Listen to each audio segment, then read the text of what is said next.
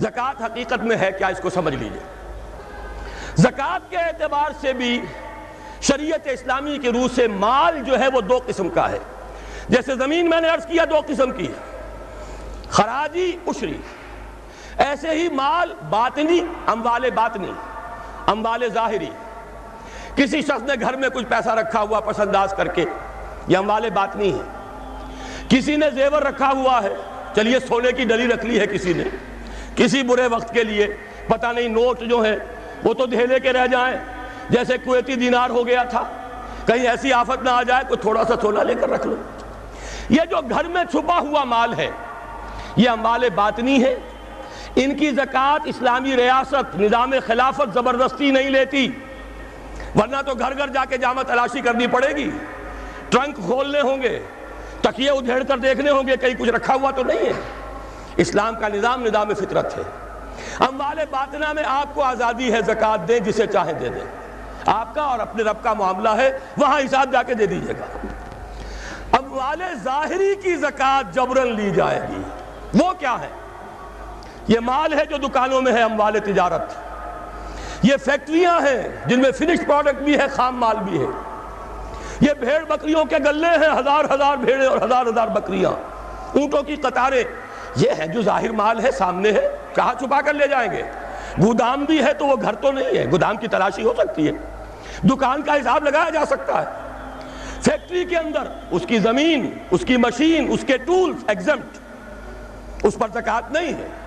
لیکن جو بھی مال ہے اس میں وہ دو شکلوں میں ہوگا، یا خام مال ہے، کپڑا بنانے کا کارخانہ ہے تو دھاگا پڑا ہے اتنے کروڑ کا، تیار کپڑا ہے اتنے کروڑ کا، اس کا 2.5% دے دیجئے۔ مال ہے 5 لاکھ کا، دکان کے اندر 2.5% دے دیجئے، اموال ظاہر ہے۔ اور اس میں اس سے کوئی غرض نہیں کہ سال بھر میں آپ نے کچھ کمایا کہ گوایا۔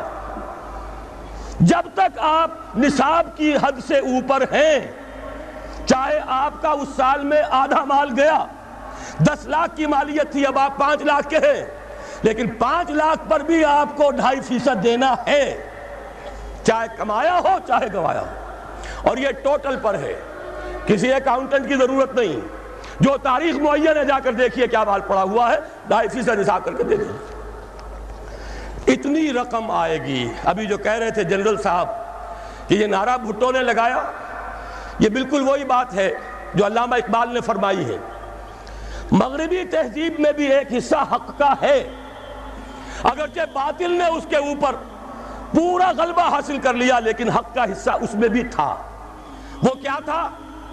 اوہام پر اپنی بات نہ قائم کرو، لا تقف ما لیس لک بہ علم ان السمع والبصر والفؤاد کل اولئک کان عنہ مسئولا۔ علم پر بات کرو، وہم پر نہیں، محض تصورات پر نہیں، محض توہمات پر نہیں، علم پر۔ موقف تمہارا علم پر قائم ہونا چاہیے۔ یہ بات تھی، انہوں نے لی، توہمات کو ختم کیا، کھول آنکھ، زمین دیکھ، فلک دیکھ، فضا دیکھ، مشرق سے ابھرتے ہوئے سورج کو ذرا دیکھ۔ لہذا سائنس بڑھی، ٹیکنالوجی بڑھی، آئی ان کے ہاں ترقی آئی۔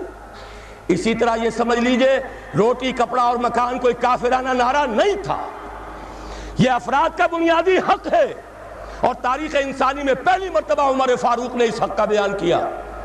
اگر دجلہ اور فرات کے کنارے ایک کتا بھی بھوکا مر گیا تو عمر قیامت کے دن ذمہ دار ہوگا۔ کون مارکس ہے، کیا پدی اور کیا پتی کا شوربہ، کون کوئی جدید تصورات دینے والے ہوں گے؟ یہ کل کی پیداوار ہے اور آج ختم ہو چکے، آج ان کے چہروں پر کالک بری جا رہی ہے، آج ان کے مجسمے گرائے جا رہے ہیں۔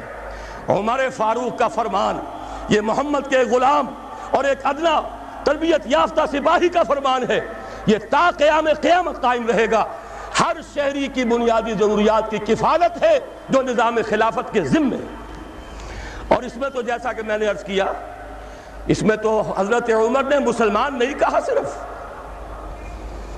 صرف مسلمان نہیں، جانوروں تک بات پہنچا دی۔ اس کا مطلب یہ کہ غیر مسلموں کا بھی حق ہے۔ اس لیے کہ حضرت عمر ہی نے ایک مرتبہ دیکھا تھا، کسی صوبائی دارالحکومت کے دورے پر گئے تھے، کوئی ایک بڈھا غیر مسلم غالباً مجوسی تھا، وہ کچھ خیرات مانگتا پھر رہا تھا، بہت بوڑھا ضعیف۔ وہاں کے عامل سے حضرت عمر نے پوچھا یہ کیا معاملہ ہے، یہ خیرات مانگنے پر کیوں مجبور ہو گیا؟ تو انہوں نے کہا غریب ہے اور اس کے پاس کوئی ذریعہ نہیں ہے۔ فرمایا یہ بڑا ظلم ہے کہ جب یہ جوان تھا، کماتا تھا، ہم اسے جزیہ لیتے تھے، اور آج اگر یہ بوڑھا ہو گیا ہے اور اس کا کوئی والی وارث نہیں ہے تو ہم نے اسے سڑکوں کے اوپر بھیک مانگنے کے لیے چھوڑ دیا، اس کا بھی وظیفہ مقرر ہو جائے گا۔ یہ ذمہ داری، یہ کفالت عامہ ہر شہری کے لیے۔ اور یہ جان لیجئے تجارت میں اور صنعت میں یہ سارا فساد جو اس وقت ہے وہ اس وجہ سے ہے کہ عام آدمی، عام کسان، عام مزدور مجبور ہے کہ سرمایہ دار اور جاگیردار کی ٹرمز پر کام کرے۔ نہ کرے گا تو کیا کرے گا؟ ٹریڈ یونین بنا لیجئے، وہ بھی جے بی ٹریڈ یونین بنا لیں گے، ان کے اپنے ایجنٹ ہوں گے۔ اب لڑیے، خون کس کا جائے گا؟ مزدور ایک دوسرے سے ٹکرائیں گے، کچھ حاصل نہیں۔ اسلام نے کیا نظام دیا ہے؟ آپ غریب کو ضمانت دے دیجئے، اگر تمہیں صحیح ویج نہیں مل رہی، تمہیں صحیح مبادلہ نہیں مل رہا اپنی محنت کا، مت کام کرو، تمہیں بھوکا نہیں مرنے دیا جائے گا، تمہاری بنیادی ضروریات کی کفالت ریاست کرے گی۔ اب ہوئی برابر کی چوٹ۔ اگر کارخانے دار کہہ سکتا ہے کہ اگر آپ کو یہ چیز منظور ہے کام کیجئے ورنہ جائیے، سب مزدور چلے جائیں گے، میں لاک اپ کر دوں گا، کارخانہ بند کر دوں گا، لیکن یہ کہ مزدور اس وقت یہ نہیں کہہ سکتا، وہ تو کہے گا جناب اسی تنخواہ پر کام کروں گا، اس لیے کہ ایک دن کام نہ کرے شاید بچ جائے، 2 دن کام نہ کرے بچ جائے، تیسرے دن فاقہ آئے گا، اس کے پاس کھانے کو نہیں ہے۔ لیکن اگر معلوم ہو میری ریاست خلافت اللہ فی الارض، وہ ضامن ہے، وہ رب العالمین ہے، اور اسی کی رب العالمینی کا یہ مظہر ہے نظام خلافت، رحمت للعالمینی کا سب سے بڑا مظہر محمد الرسول اللہ کی یہ نظام خلافت، یہ ضامن ہے، یہ مجھے بھوکا نہیں مرنے دے گا، یہ میرے بچوں کے لیے کوئی نہ کوئی چھت ضرور فراہم کرے گا، تو پھر اس کے پاس بھی بارگیننگ پاور ہے، وہ بھی قدم جما کر بات کرے گا کہ جناب یہ ویج دیتے ہیں تو کام کروں گا ورنہ نہیں کروں گا۔ یہ ہے جو آسان ترین حل ہے۔ باقی یہ کہ جبر کیا تھا روس نے، اس کا حشر دیکھ لیا، اور سرمایہ دارانہ نظام اس وقت تو بڑا خوش ہے، اس کے ڈنکے بج رہے ہیں، اس کی فتح ہو گئی، سب سے بڑا دشمن سرنگو ہے، وہ تو سجدہ کیے ہوئے ہے۔ لیکن یہ کہ واقعہ یہ ہے سرمایہ دارانہ نظام کے اندر جو کنٹرڈکشنز ہیں، جو تضادات ہیں، اب وہ ظاہر ہوں گے۔ جب باہر مقابلہ تھا، اندر کی لڑائی ختم تھی، اب اندر سے فساد ابھرے گا، اندر سے ایکسپلوژن ہوں گے۔ یہ غیر فطری نظام، یہ غیر انسانی نظام، یہ غیر معقول نظام ختم ہو کر رہے گا۔ کاش کہ اس کی جگہ صحیح، معتدل، متوازن، عادلانہ نظام خلافت، اس کا کوئی نمونہ ہم دنیا کے سامنے پیش کر دیں۔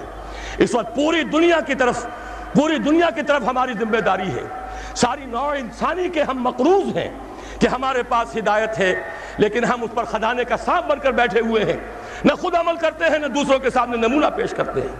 یہ خلافت کی تحریک اسی لیے ہے، یہ سارے نظام کو بدلنا پیش نظر ہے۔